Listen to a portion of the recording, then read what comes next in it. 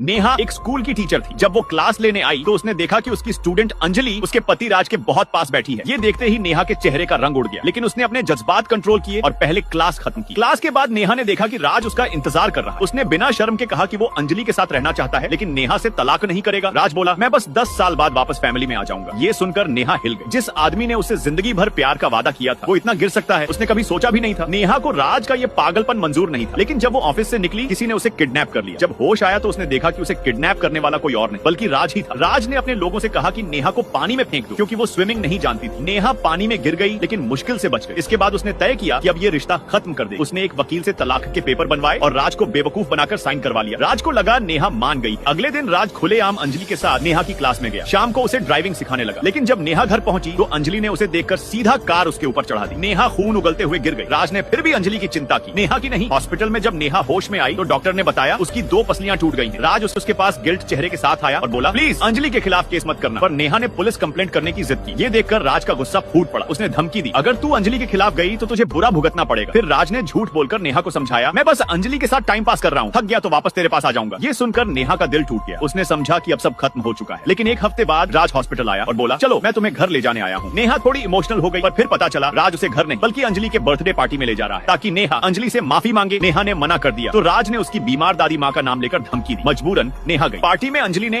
राज के सपोर्ट से नेहा को इंसल्ट करना शुरू कर दिया। उसने एक गेम रखा जहां नेहा को चिट्स उठानी थी। अगर 6 आया तो सजा मिलेगी। पहली बार नेहा ने 6 निकाला तो अंजलि ने उसे वसाबी तीखा पेस्ट खिलाया। दूसरी बार भी नेहा ने 6 निकाला। ये सब साफ तौर पर एक जाल था, पर राज चुप रहा। अंजलि ने नेहा को सारी शराब पीने को कहा। नेहा मना करना चाहती थी, पर राज की आंखों में धमकी देखकर उसे पीनी पड़ी। वो इतना पी गई कि उसके मुंह से खून निकलने लगा। राज अंजलि में इतना बिजी था कि उसे नेहा की हालत का ख्याल भी नहीं रहा। जब नेहा बेहोश होकर पूल में गिर गई तो राज उसे बचाने आया, पर अंजलि ने एक्टिंग करके बेहोश होने का नाटक किया। राज उसे बचाने चला गया और नेहा को छोड़ दिया। जब नेहा फिर से हॉस्पिटल में होश में आई तो उसने राज और अंजलि की बातें सुनी। राज अंजलि की एलर्जी के इलाज के लिए सब स्पेशलिस्ट डॉक्टरों को बुला रहा था। ये सब सुनकर नेहा के दिल में कुछ महसूस नहीं हुआ। वो बिल्कुल टूट चुकी थी। नेहा ने डिस्चार्ज के बाद अपने बैग पैक किए, लेकिन तभी हॉस्पिटल से फोन आया। दादी माँ को ब्रेन हैमरेज हो गया था। नेहा भागती हुई हॉस्पिटल गई और देखा राज और अंजलि वहाँ मौजूद थे, पर कुछ भी करने से पहले दादी माँ गुजर गई। नेहा टूट गई, रोती हुई जमीन पर गिर गई। राज गिल्टी था, लेकिन अंजलि ने ड्रामा करते हुए गिरने का नाटक किया और राज फिर उसके पीछे चला गया। दादी माँ के अंतिम संस्कार तक राज दिखाई नहीं दिया। बाद में जब राज आया, नेहा बिल्कुल ठंडी पड़ चुकी थी। उसने कहा, तुम्हें अंजलि चाहिए तो जाओ, मैं अब तुम्हें नहीं रोकूंगी। राज को लगा नेहा मान गई है। उसने कहा, मैं बस 10 साल बाद लौट आऊंगा, और वो चला गया। कुछ दिन बाद नेहा ने राज को मैसेज भेजा, कल चलो एक गिफ्ट देना है, साथ में चलें कोर्ट। राज ने हाँ कहा, लेकिन अगले दिन वो फिर नहीं आया। नेहा ने उसे फोन किया। राज बोला, मैं अंजलि के साथ शॉपिंग में बिजी हूँ। नेहा चुप हो गई। फोन रखा, तलाक का सर्टिफिकेट राज को पोस्ट किया और सीधा एयरपोर्ट चली गई। जिंदगी में उस इंसान से हमेशा के लिए दूर।